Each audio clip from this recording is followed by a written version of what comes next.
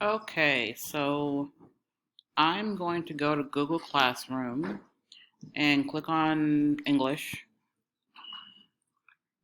and I'm going to click on your assignment, Yeah. and I'm going to open up this document. And since we're writing an argument, you have to research what you're going to talk about. So I'm going to click on this graph to kind of learn more about COVID-19. Oh, And I'm going to look at the graph, just kind of look and see what it's talking about. So let's see. This says Kentucky/Tennessee COVID-19 spread per capita. Okay. So Tennessee is in orange and Kentucky is in blue. So immediately I already see like the orange is really high. So that means Tennessee is really high in something. Let's see. So this means how many residents they have. And this is the population used for calculation. Let's see what this says.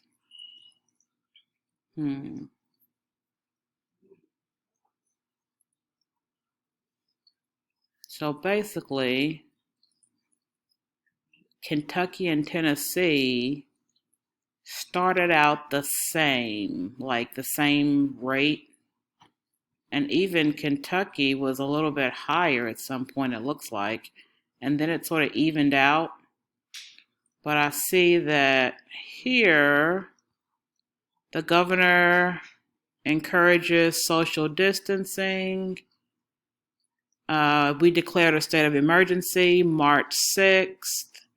Okay, and there's an executive order for pharmacies to refill prescriptions for 30 days and make sure that people, like stay at home or whatever. Schools closed. This is all Kentucky. Okay, so, and this represents, like, I guess how many people have COVID-19.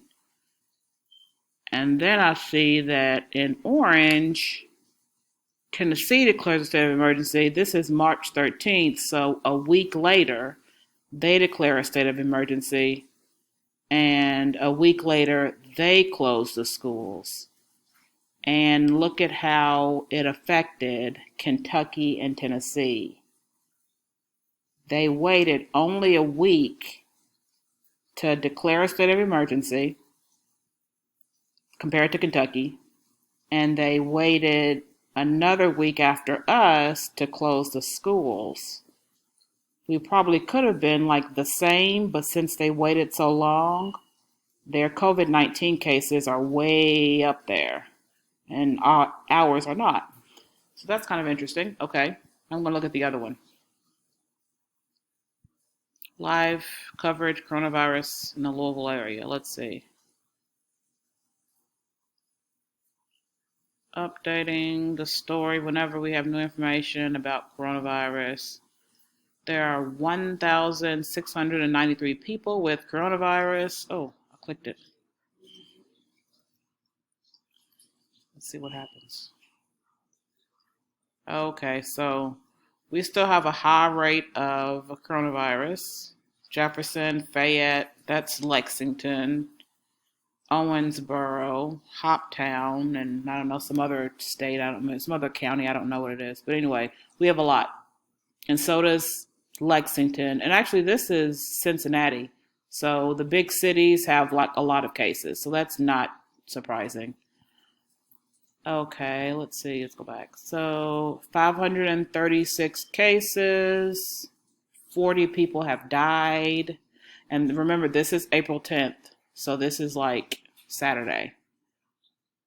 Okay, that's wow. The US had almost 500,000 cases as of Saturday afternoon. The death toll is almost 20,000. It's kind of scary. There was a map I put on Google Classroom that shows um, the cases around the world. I thought that was interesting because America is doing the worst out of all the places in the entire world. Even though China has like 1 billion people, 1.5 billion maybe people, and we only have like 350,000 people. We have like, oh my God, I don't even have, I mean, what is that? Like triple, quadruple their number? I mean, that's like a lot. Look at that. And then Italy had a lot too. It's tiny compared to China and us. But even it just had double. We are double, oh, excuse me, we are double, triple that. Triple, quadruple maybe. Crazy. Anyway, if you want to scroll through and look for your country, it's interesting to see.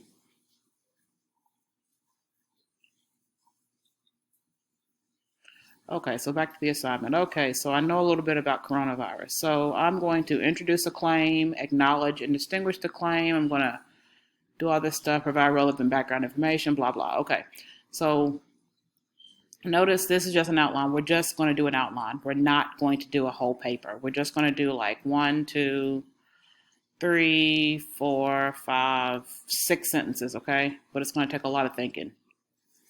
So all essays are the same. Every single one that you're going to write in your entire life. They all have an introduction. They all have a body. They all have a conclusion. All. And it's never going to change. It's going to be that way when your grandkids start writing essays. Intro, body, conclusion. The exact same. Now they may like spice it up, make it look a little like fancy or different or more interesting, but at the end of the day, there's going to be an intro, a body, and a conclusion. Okay, so in your intro, there's always going to be some kind of background information. You don't want to just like go off like just talking about something and people are like, "What is she talking about?" You know. So background information is just kind of like telling people about corona because that's the topic, right? The topic is coronavirus. So basically, I'm going to say what I know about coronavirus. So I'm going to say that coronavirus is an airborne virus that is now a pandemic, like it's all around the world. It started in China, but quickly spread around the world. You know, airplanes and stuff. Have you all ever seen this? Let me see this. Because I have ADD, I'm gonna show you all this map.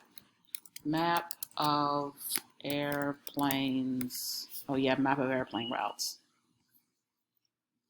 Yeah, this is good. Look at this.